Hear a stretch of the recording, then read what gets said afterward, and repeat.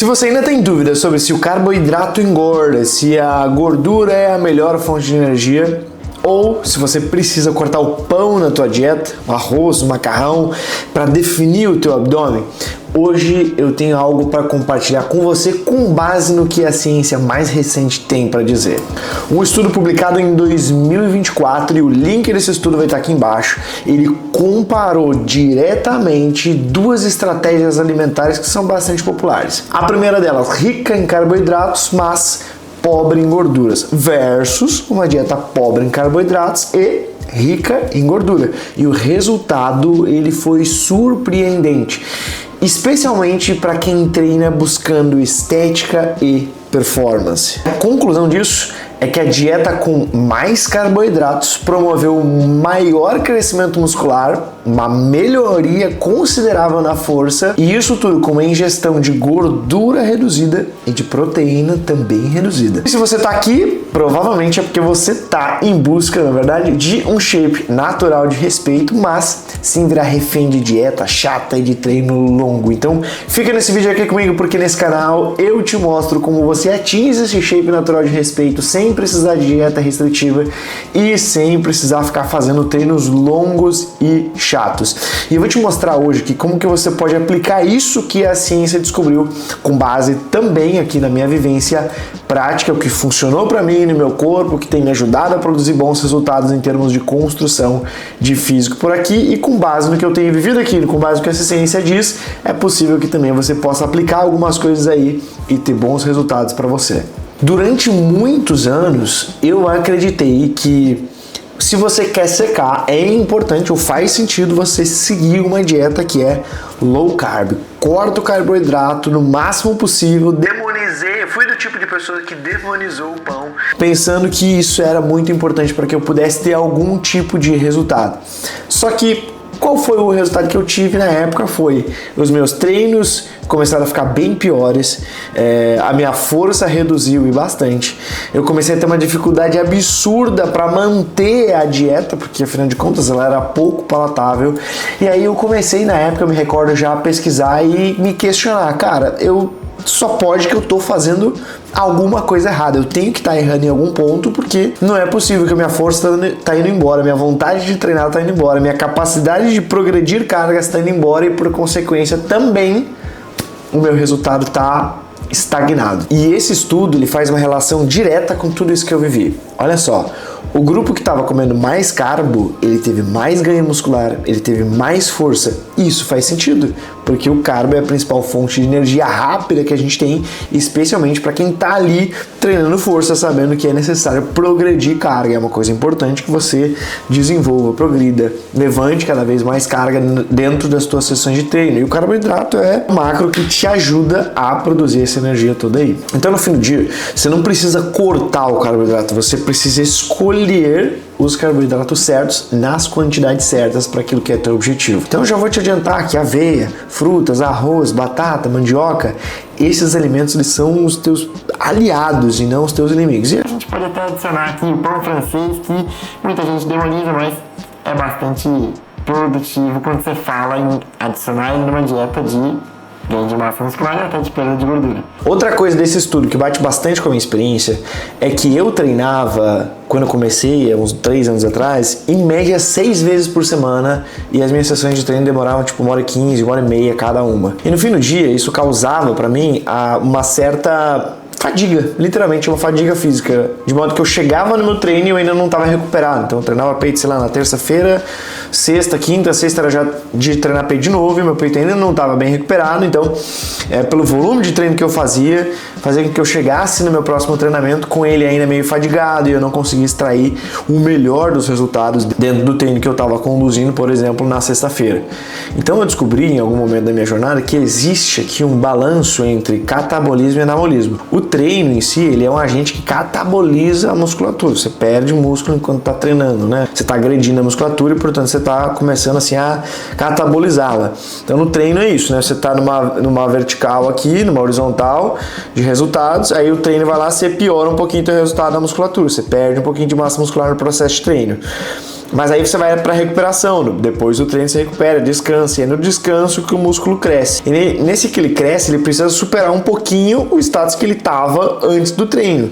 E aí você vai lá e faz um novo treino, ele vai regredir de novo e tal, e aí no descanso ele sobe de modo que você vai começando a desenvolver a musculatura dessa forma, né? Você tá em linha reta, aí você perde um pouquinho, aí recupera, cresce, vai em linha reta, recupera um pouquinho, vai em linha reta, aí você treina de novo, perde, aí recupera, vai em linha reta, treina de novo, perde.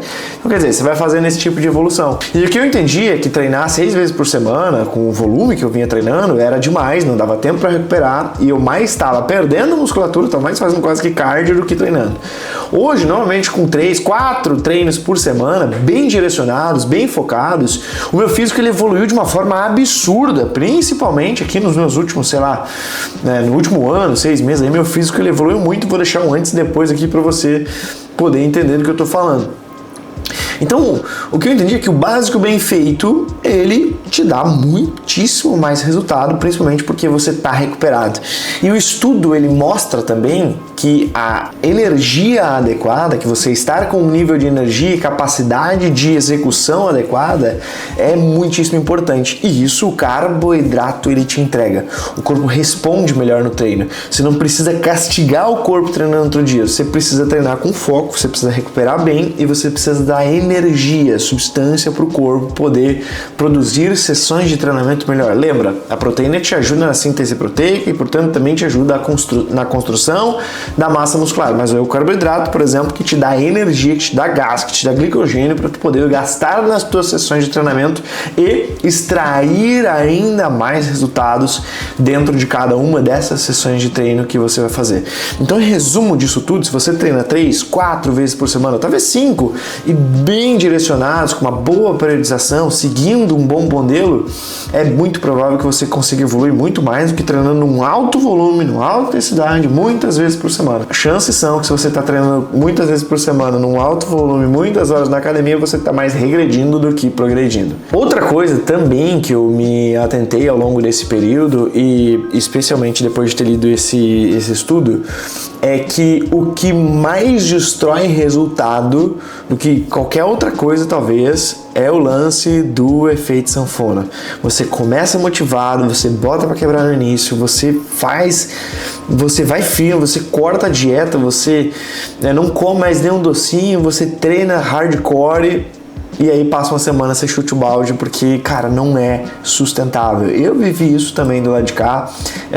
Eu me lembro que eu comia muito chocolate, eu adoro chocolate, adoro comer doce, adoro comer pizza. Pizza doce, então, é o melhor dos dois mundos pra mim. E, cara, eu lembro que, assim, eu passei um mês cortando tudo, comendo 100% limpo, dentro de uma dieta regrada, poucas calorias, e mal sabia eu que eu tava só ferrando meu metabolismo, diminuindo a capacidade de o meu corpo tinha de usar a energia que era proveniente dos alimentos, e no fim do dia, depois de 30 dias, eu chutei o balde, assim, tive um rebote com força que me fez ganhar não só o que eu tinha, recuperar, na verdade, em termos de gordura, percentual de gordura que eu já tinha antes, mas, na verdade, passar bastante. Eu também acabei, naquele período, ferrando um pouco meu metabolismo, porque o metabolismo, ele é altamente adaptável. Então, quer dizer, se você consome lá para viver, se a tua taxa metabólica basal, vamos dizer assim, ela é, chutando aqui o número, de 2.000 calorias, e isso tá bem para você tá lá com 12%, 2.000 calorias de basal e tudo mais, agora você quer perder calorias, você vai fazer um cutting, e aí você vai diminuir as suas calorias para 1.500 e em teoria você vai perder peso, só que você vai perder peso até um certo ponto, porque o corpo em algum momento ele vai compensar, ele vai começar a baixar o gasto energético dele de maneira geral, e aí logo o teu basal vai passar a ser 1.500 e não vai mais ser 2.000. Você vai baixar o teu basal quando você fica muito tempo nesse déficit. Eu não sabia disso, eu fiz um déficit muito absurdo, passei um mês lá e meu basal baixou e depois eu não tinha mais calorias para tirar. Então veja só que importância. Quando tu tira o carboidrato, tu tira boa parte também da tua energia, né? Você fica mais molenga, você fica mais fraco, você não consegue talvez extrair o melhor do teu melhor, entregar o teu melhor dentro de cada treino. E menos provável ainda que você tenha energia, disposição e vontade de fazer algum tipo de cardio ou enfim, né, coisas que te ajudam a queimar mais calorias. Inconscientemente, o teu corpo ele entende que está indo a caminho da morte, está indo a caminho do fim, então quer dizer, ele vai começar a criar mecanismos para evitar seguir nessa direção. Então, às vezes, uma caminhada que você faria, você inconscientemente pega a chave do carro e vai. Um lugar que você subiria as escadas ao invés de pegar o elevador comumente, você nem percebe isso, inconscientemente você pega o elevador e deixa de pegar a escada.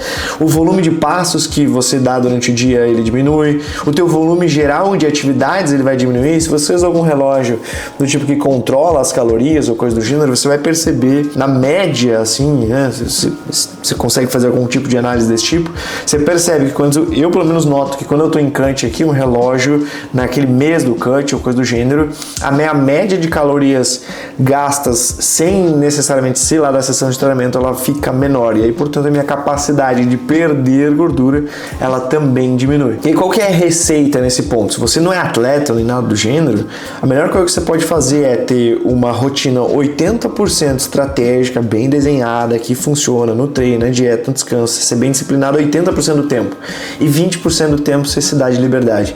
20% do tempo para testar algum exercício novo no treino, para fazer um treino um pouco diferente, para testar um cardio diferente, para fazer alguma alimentação mais livre também, sem controlar tão a fundo, ter uma refeição livre ao longo da semana, ao longo do mês, enfim, 20% de um pouquinho mais de liberdade. Isso vai te dar muito mais resultado no longo prazo do que efetivamente você ficar lá pensando em, meu Deus, eu preciso ser perfeito em 100% do tempo. Essa é a rotina de quem é atleta, por exemplo, de fisiculturismo, coisa do gênero, que precisa ser 100% perfeito o tempo inteiro, mas para chegar nisso também existe um negócio que esses caras, eles são atletas, eles vivem para isso, eles não têm necessariamente que, sei lá, lavar a louça, lidar com questões da casa, atender cliente, lidar com o vizinho chato ou coisa do gênero, né? Eles simplesmente acordam, respiram, dormem, se alimentam e pensam 24 horas em treinar, em performance, em físico. E esses caras, eles têm que ser no mínimo 95% a 100%.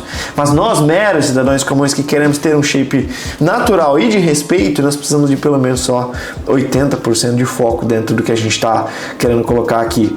Então você ter um bom plano alimentar, você ter um bom processo de treino e você se manter consistente por 80% do tempo vai te dar muito resultado já para a tua construção aí do teu físico. Em resumo, se você quiser aplicar tudo isso aí agora para o teu dia a dia, para a tua dieta, faz o seguinte: reintroduz o carboidrato na tua alimentação, ele não vai te fazer mal, ele não vai te engordar, ele não vai fazer com que você perca resultados, muito pelo contrário, ele vai te fazer ter treinos melhores e mais intensos, com uma capacidade de progressão de carga maior. Outra coisa que você pode fazer, reduz o teu tempo de treino e prioriza mais a qualidade e a intensidade desse treino, sem intervalos tão longos, tão espaçados, com uma intensidade elevada e pensando bastante sempre na progressão da carga. Outra coisa que você pode fazer é escolher uma rotina com a qual você consiga manter com facilidade por pelo menos 6 meses e não 6 dias.